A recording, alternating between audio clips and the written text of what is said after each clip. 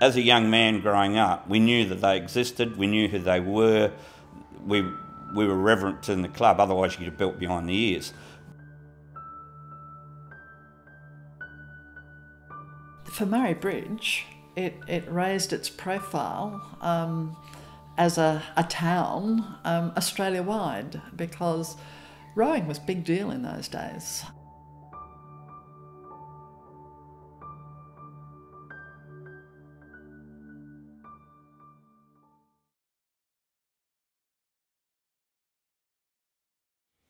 I think there's two parts to their story. The first is their success. They are just seriously good at a sport, and they triumph across Australia. They become the best rowing team in Australia.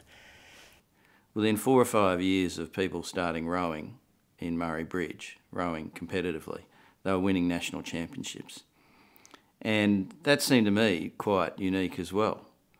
Was it something about their training? Was it something about their passion for the sport?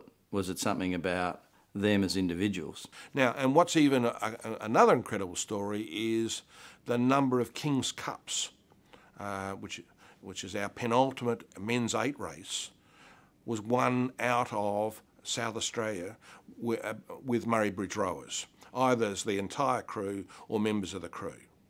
Now that to me is folklore in Australian sporting history. And then there's a second story about them going to the Olympic Games, and getting to the Games in itself is an enormous achievement. The hurdles they overcome and the spirit in which they do it makes their story special, in my opinion. And they're lovely stories about what happened overseas, dealing with things as best they could overseas in terms of accommodation, food, having to row such distances to get to competition, getting the band together to playing at weddings and to everyone's great glee. Those are the things that make the story magical to me. Well, they took on the world. Didn't quite get there, but they done a fair bit.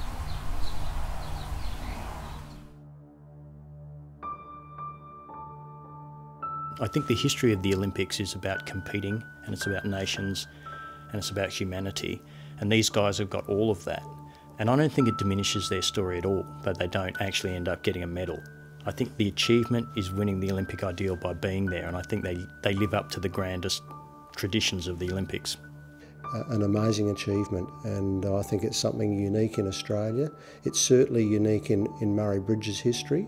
There's been nothing like it in the past, and there may not ever be anything like it in the future. So a really unique group of individuals who made the most of the opportunity at the time and proved what they could do. Oh, I think they were brilliant. I really do.